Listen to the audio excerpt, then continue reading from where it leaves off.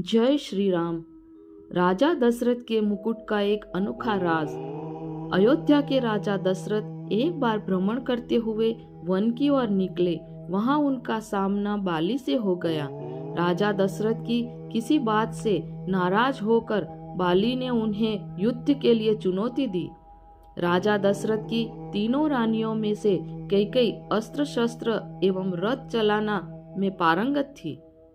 अतः अक्सर राजा दशरथ जब कभी भी कहीं भ्रमण के लिए जाते तो कैकई को भी अपने साथ ले जाते थे।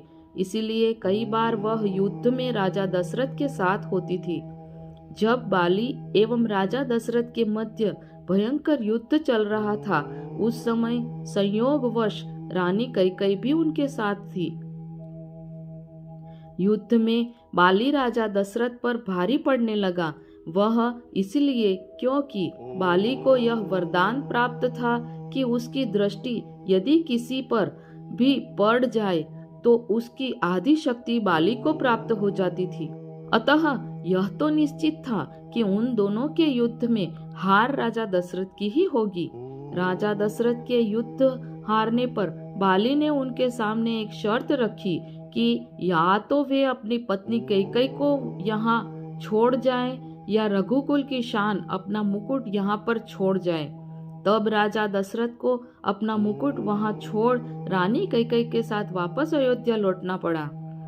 रानी कैकई को यह बात बहुत दुखी कर रही थी। आखिर एक स्त्री अपने पति के अपमान को अपने सामने कैसे सह सकती थी। यह बात उन्हें हर पल कांटे की तरह चुभ रही थी। उनके कारण राजा दशरथ को अपना मुकुट छोड़ना पड़ा। वह रोज मुकुट की वापसी की चिंता में रहती थी। जब श्री राम जी के राज तिलक का समय आया, तब दशरथ जी व कैकई को मुकुट को लेकर चर्चा हुई। यह बात तो केवल यही दोनों जानते थे। कैकई ने रघुकुल की आन को वापस लाने के लिए श्री राम के वनवास का कलंक अपने ऊपर ले लिया और श्री राम को वन भिजवाया। उन्होंने श्री राम जी से कहा भी था कि बाली से मुकुट वापस लेकर आना है। श्री राम जी ने जब बाली को मार कर गिरा दिया, उसके बाद उनका बाली के साथ संवाद होने लगा। प्रभु ने अपना परिचय देकर बाली से अपने कुल के शान मुकुट के बारे में पूछा था। तब बाली ने बताया, रावण को मैंने बंदी बनाया था। जब वह भागा तो साथ में छल से वह मुकुट भी लेकर भाग गया। प्रभु मेरे पुत्र को सेवा में ले ले, वह अपने प्राणों की बाजी लगाकर आपका मुकुट लेकर आएगा। जब अंगद भी श्री राम जी के दूत बनकर रावण की सभा में गए, वहां उन्होंने सभा में अपने पैर जमा दिए और उपस्थित वीरों को अपना पैर हिलाकर दिखाने की चुनौती दे दी। रावण के महल के सभी योद्धा ने अपनी पूरी ताकत अंगद के पैर को हिलाने में लगाई, परंतु कोई भी योद्धा सफल नहीं हो पाया।